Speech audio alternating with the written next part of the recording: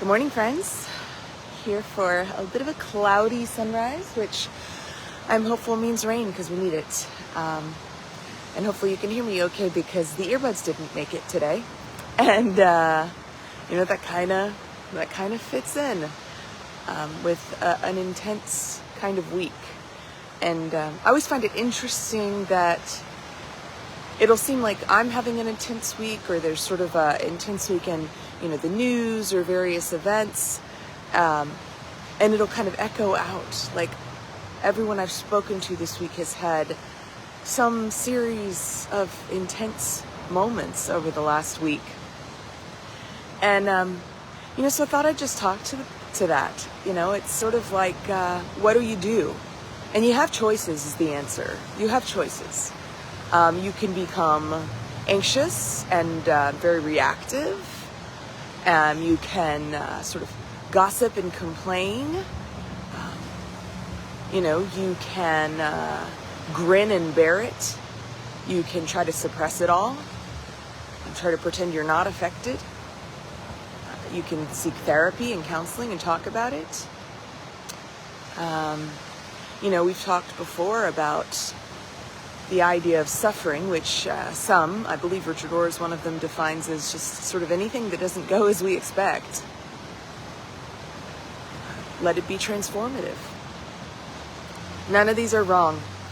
I'm not going to give you one answer. Some have less positive results. The consequences of some of these choices are less pleasant than others. And I do strongly endorse and encourage therapy and counseling.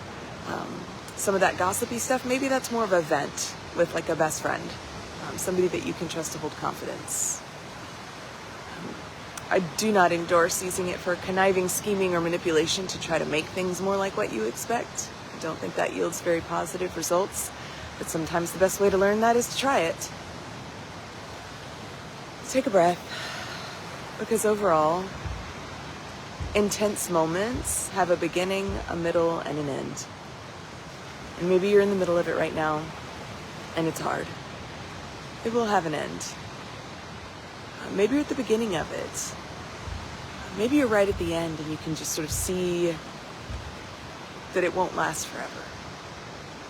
Whatever part you're in, just remember a beginning, a middle, and an end. And I've been struck lately by this idea in this Easter season, post-resurrection, that the community that experienced the original resurrection would have been now experiencing what it felt like to build community in the wake of Jesus. This big, major event, there had to be some sense of letdown even as they attempted to live out what he taught. And I imagine that felt intense, as well as, an intense amount of persecution for people.